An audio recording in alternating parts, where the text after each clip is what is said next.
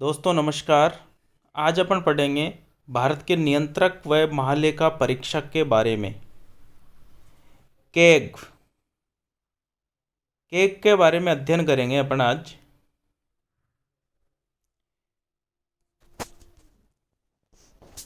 भारत के नियंत्रक व महालेखा परीक्षक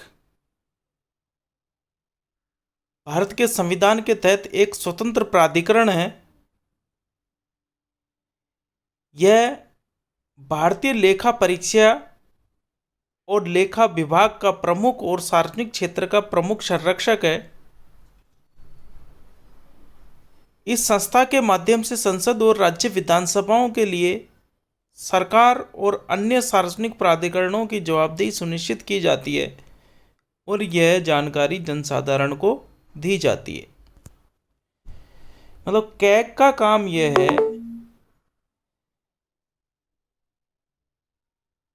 कि सार्वजनिक धन का खर्च सही तरीके से किया गया है या नहीं, इसकी ऑडिट करना कैग का काम है। कैग के पृष्ठभूमि के बारे में अपन देखें तो महालेखाकार का कार्यालय 1858 में स्थापित किया गया था। 1857 की क्रांति के बाद में 1858 का अधिनियम जैसे ही आया,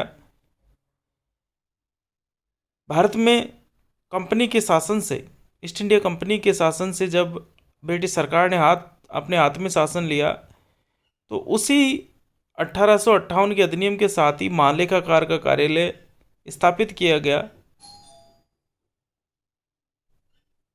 1860 में सर एडवर्ड ड्रमंड को पहले ऑडिटर जनरल के रूप में नियुक्त किया गया। इसके कुछ समय बाद भारत के महालेखा परीक्षक को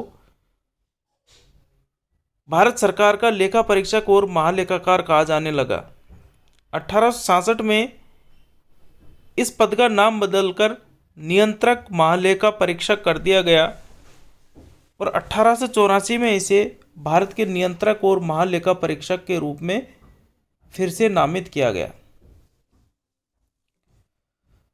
1919 के अधिनियम के तहत भी महालेखा परीक्षक को सरकारी नियंत्रण से मुक्त कर दिया गया क्योंकि इस पद को वैधानिक दर्जा दिया गया था। 1935 के भारत शासन अधिनियम ने संघीय ढांचे में प्रांतीय लेखा परीक्षकों के लिए प्रावधान करके महालेखा परीक्षक के पद को और शक्तिशाली बना दिया। 1935 के अधिनियम में नियुक्ति और सेवा प्रक्रियाओं का भी उल्लेख था और भारत के महालेखा परीक्षक के कर्तव्यों का संक्षिप्त विवरण भी था। 1936 के लेखा और लेखा परीक्षा आदेश ने महालेखा परीक्षक के उत्तरदायित्वों और लेखा परीक्षा कार्यों का प्रावधान किया। यह व्यवस्था 1947 तक अपरिवर्तित रही। स्वतंत्रता के बाद जो भारत के संविधान का निर्माण हुआ, उस भारत के संविधान में अनुच्छेद 148 के तहत भारत के राष्ट्रपति द्वारा एक नियंत्रक और महालेखा परीक्षक नियुक्त करने जाने का प्रावधान किया गया। 1958 में नियंत्रक व महालेखा परीक्षक के क्षेत्राधिकार में जम्मू कश्मीर को भी शामिल किया गया। 1971 में केंद्र सरकार ने नियंत्रक और महालेखा परीक्षक अधिनियम 1971 लागू किया। इसके तहत महालेखा परीक्षक के कार्य, शक्तियों और सेवाओं का इसमें उल्लेख था। इस 1971 के अधिनियम ने कैग को केंद्र और राज्य सरकारों के लिए लेखांकन और लेखा परीक्षा दोनों की जिम्मेदारी दी। 1976 में कैग को लेखांकन के कार्यों से मुक्त कर दिया गया। 26 जनवरी 1950 को जो भारत का संविधान लागू हुआ, उस संविधान में कैग से संबंधित प्रावधान किए गए। तो वर्तमान में भारत के संविधान में जो संवैधानिक प्रावधान किए गए हैं कैग से संबंधित, उनको अपन देखेंगे। अनुच्छेद 148 में नियंत्रक व महालेखा परीक्षक की नियुक्ति, शपथ और सेवा शर्तों का वर्णन किया गया है। अनुच्छेद 149 में नियंत्रक और महालेखा परीक्षक के कर्तव्यों और शक्तियों का वर्णन किया गया है। अनुच्छेद 150 कहता है कि संघ और राज्यों को खातों का विवरण राष्ट्रपति के अनुसार रखना होगा, मतलब केग की सलाह पर राष्ट्रपति के अनुसार रखना होगा। अनुच्छेद 151 कहता है संघ के खातों से संबंधित केग की रिपोर्ट राष्ट्रपति को सौंपी जाएगी, जो संसद के दोनों सदनों के पटल पर रखी जाएगी। अनुच्छेद 279 में कहा गया है कि शुद्ध आय की गणना केग द्वारा प्रमाणित की जाती है, जिसका प्रमाण पत्र अंतिम माना जाएगा। भारतीय संविधान की तीसरी अनुसूची में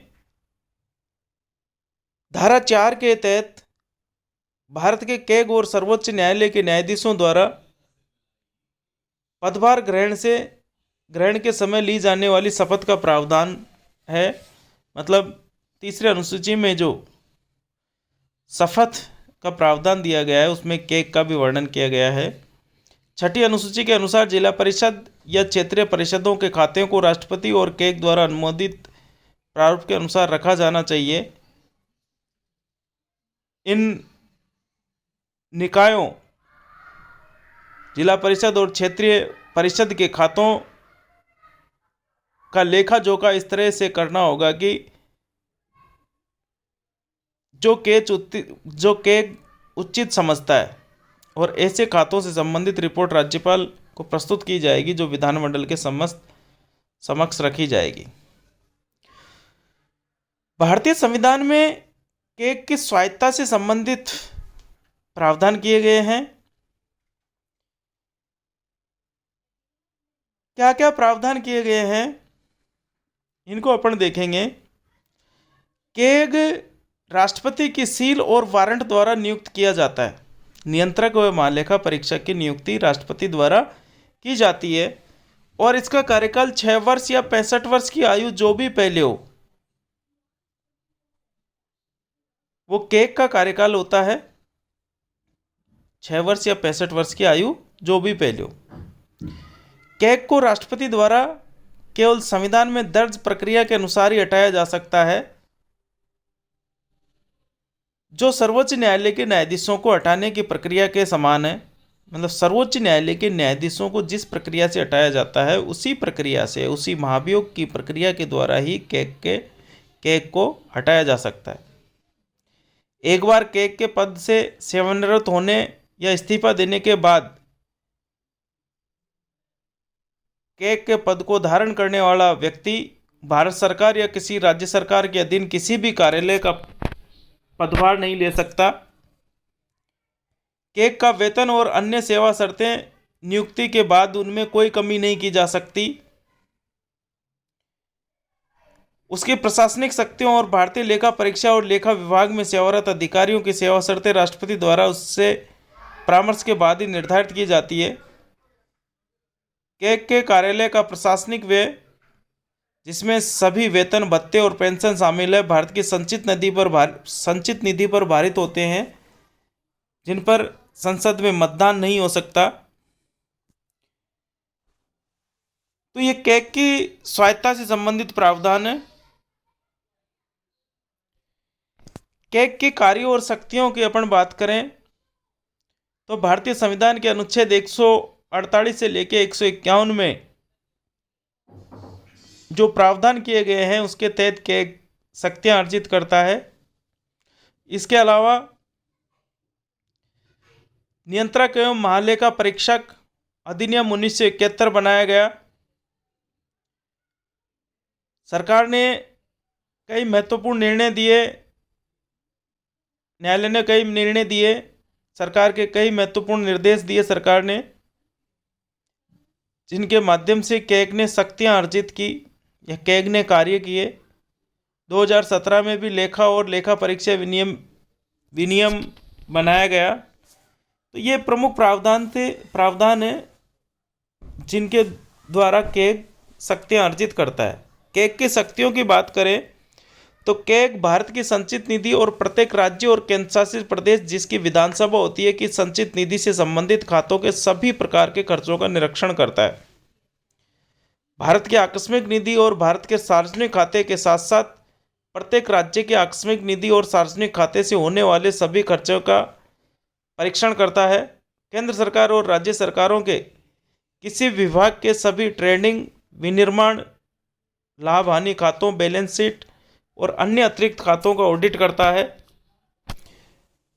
संबंधित कानूनों द्वारा आवश्यक होने पर वह केंद्र और राज्यों के राजस्व से वित्त पोषित होने वाले सभी निकायों, प्राधिकरण, सरकारी कंपनियों, निगमों और निकायों की आय व्यय का परीक्षण करता है। राष्ट्रपति या राज्यपाल द्वारा अनुशंसित किए जाने पर किसी अन्य प्राधिकरण के खातों को ऑडिट करता है। मतलब लोकल सेल्फ बॉडीज़ का भी ये ऑडिट कर सकता है। नगर निकाय, नगर निगम या ग्राम पंचायतें, स्थानीय निकाय की जितनी संस्थाएं उनके भी ऑडिट की जा सकती है। केंद्र और राज्यों के खाते जिस प्रारूप में रखे जाएंगे उसके संबंध में राष्ट्रपति को ये सलाह देता है। केंद्र के खातों से संबंधित अपनी ऑडिट रिपोर्ट को राष्ट्रपति को सौंपता है, जो संसद के दोनों सदनों के पटल पर रखी जाती है। किसी राज्य के खाते से संबंधित अपनी ऑडिट रिपोर्ट राज्यपाल को सौंपता है, जो राज्य विधानसभा के समक्ष रखी जाती है।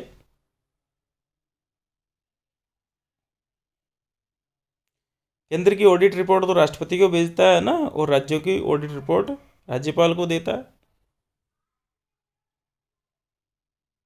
केंद्र की ऑडिट रिपोर्ट संसद के समक्ष रखी जाएगी, राज्यों के विधानमंडल के समक्ष रखी जाएगी। संसद की लोकलेखा समिति के मार्गदर्शक, मित्र और सलाहकार के रूप में कार्य करता है। लोकलेखा समिति की अपन चर्चा करें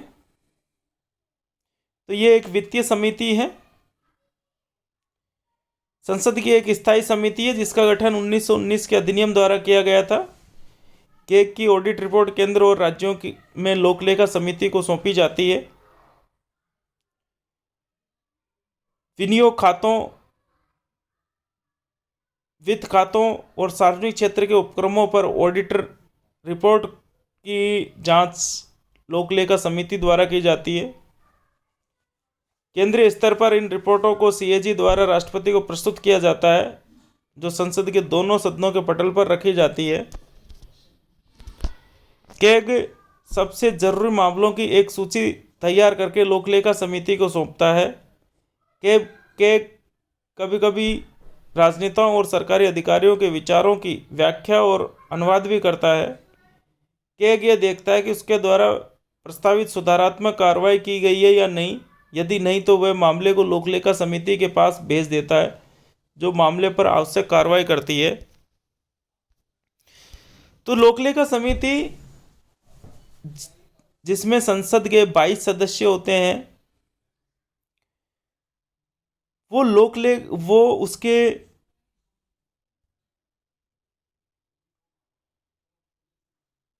मित्र, सलाहकार और मार्गदर्शक के रूप में के कार्य करता है। वर्तमान में सरकारी ऑडिट करना जटिल होता जा रहा है। केग के सामने चुनौतियां हैं कि सरकारी ऑडिट करना बहुत जटिल होता जा रहा है, क्योंकि भ्रष्टाचार और प्रशासन में खामियों का पता लगाना आसान नहीं है। भ्रष्टाचार के भी नए नए तरीके इजाद होते जा रहे हैं। केंद्र और राज्य सरकारों पर कड़ी नज़र रखने के साथ ही केग अब सार्वजनिक निजी सहभागी परियोजनाओं का ऑडिट भी करता है। पीपीपी मोड पर जो संस्थाएं कार्यरत है, जो परियोजनाएं हैं, उनकी भी ऑडिट केग के द्वारा की जाती है। केग की नियुक्ति के लिए कोई मापदंड या प्रक्रिया संविधान या कानून में निर्धारित नहीं की गई है। मतलब सत्ताधारी पार्टी केग के पद पर निष्पक्ष होकर नियुक्ति नहीं करती, योग्य व्यक्ति को नियुक्ति नहीं करती। कई बार देखने में मिला है। तो ये भी एक खामी या चुनौती है कि कैग की नियुक्ति के लिए कोई स्पष्ट प्रावधान होने चाहिए। कार्यपालिका को यह शक्ति दी गई कि वह अपनी पसंद के व्यक्ति को कैग के रूप में नियुक्त कर सके। कैग को किसी भी सरकारी कार्यालय का निरीक्षण करने और किसी भी खाते को मांगने का अधिकार है, लेकिन व्यवहारिक तौर पर ऐसा नहीं हो पाता। इसके अलावा ऑडिट में बाधा डालने के उद्देश्य से महत्वपूर्ण दस्तावेजों की आपूर्ति ऑडिट प्रक्रिया के अंत में की जाती है। आरटीआई अधिनियम 2005 के तहत नागरिकों को 1 महीने के भीतर जानकारी प्राप्त करने की तरह ही ऑडिटरों को भी 7 दिनों के भीतर प्राथमिकता के आधार पर रिकॉर्ड उपलब्ध कराए जाने चाहिए। ऐसा प्रावधान किया जाना चाहिए कि ऑडिटरों को भी 7 दिन के अंदर अंदर संबंधित अधिकारी को संबंधित दस्तावेज उपलब्ध करवाए जाने चाहिए। ऐसा नहीं होने की स्थिति में संबंधित विभागों के प्रमुखों को इसकी वजहों को स्पष्ट करना चाहिए। 2015 में संसद और राज्य और केंद्रशासित प्रदेशों के विधानमंडलों ने लोक लेखा समिति के अखिल भारतीय सम्मेलन में कैग की पूर्ण स्वायत्तता और लोक लेखा समिति का सदस्य बनाए जाने पर चर्चा की, जैसा कि यूके और ऑस्ट्रेलिया में होता है। हालांकि भारतीय संविधान कैग को 6 साल का कार्यकाल प्रदान करता है, लेकिन 65 साल उम्र की शर्त इसके वास्तविक कार्यकाल की अवधि को कम कर सकती है। कार्यकाल कम होने से नेतृत्व निरंतरता और विशेषज्ञता की कमी के कारण ये संस्था स्वतंत्र और उचित कामकाज नहीं कर पाती। अंतर्राष्ट्रीय स्तर पर देखा जाए तो यूके और यूएसए के कैग का कार्यकाल 10 और 15 वर्ष है। ब्रिटेन में 10 वर्ष, जबकि अमेरिका में देखें तो कैग का कार्यकाल 15 साल है। जरूर इससे नेतृत्व निरंतरता और विशेषज्ञता बनी रहती है। अगर एक अच्छा कार्यकाल हो, 2 साल 3 साल में का कार्यकाल भारत में कैग का होता है, तो उससे है ना उसका निरंतरता नहीं बनती। राज्यों और संघ के खातों के ऑडिट का काम वास्तव में Indian audit and accounts department के अधिकारियों और कर्मचारियों द्वारा किया जाता है। हालांकि भारत में Indian audit and account department के कार्यों को वैधानिक मान्यता नहीं दी गई है, जैसा कि ब्रिटेन के राष्ट्रीय लेखा परीक्षा कार्यालय में होता है। भारत के पूर्व नियंत्रक व महालेखा परीक्षक विनोद राय ने कैग में सुधार से संबंधित कुछ अपने सुझाव दिए। कैग के दायरे में सभी निजी सार्वजनिक सहभागी पंचायती राज संस्थाओं और राज्य सरकार द्वारा वित्त पोषित संस्थानों को लाया जाना चाहिए।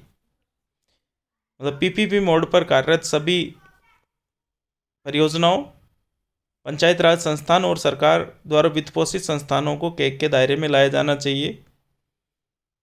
1971 के कैग एक्ट में संशोधन किया जाना चाहिए ताकि शासन में बदलाव से तालमेल हो सके। नया कैग चुनने के लिए मुख्य सतर्कता आयुक्त के चयन की तरह एक कॉलेजियम जैसा तंत्र होना चाहिए। विनोद राय ने ये प्रमुख सुझाव दिए। वर्तमान में कैग के तौर तरीकों में बदलाव की ज़रूरत है। हालिया समय में कुछ ऑडिट के दौरान नुकसान के बढ़े हुए अनुमानों और बाहरी आंकड़ों के कारण कैग की आलोचना हुई है। इस तरह के आरोपों से बचने के लिए कैग को कठोर मानकों का पालन करना चाहिए ताकि ऑडिट की अखंडता बाहरी विचारों से प्रभावित न हो। सरकारी धन और सार्वजनिक वस्तुओं का बड़े पैमाने पर दुरुपयोग हो रहा है। इसे रोकने के लिए कैग को अपने ऑडिट तंत्र में बदलाव करने चाहिए। कैग को सतत विकास लक्ष्यों का ऑडिट करने और जीएसटी के क्रियान्वयन जैसे मुद्दों की जांच के लिए तैयार किया जाना चाहिए। बिना डेटा क्रांति के मद्देनज़र कैग ने 2016 में बिग डेटा मैनेजमेंट पॉलिसी के साथ काम किया। तथा दिल्ली में डेटा मैनेजमेंट एंड एनालिसिस के लिए एक केंद्र भी स्थापित किया। कैग ने संयुक्त राष्ट्र मुख्यालय का सफलतापूर्वक ऑडिट किया, जिसमें विविध जटिल कार्य शामिल थे। यह भारत के कैग की विश्वसनीयता को दर्शाता है। राजीव महर्षि 2017 में भारत के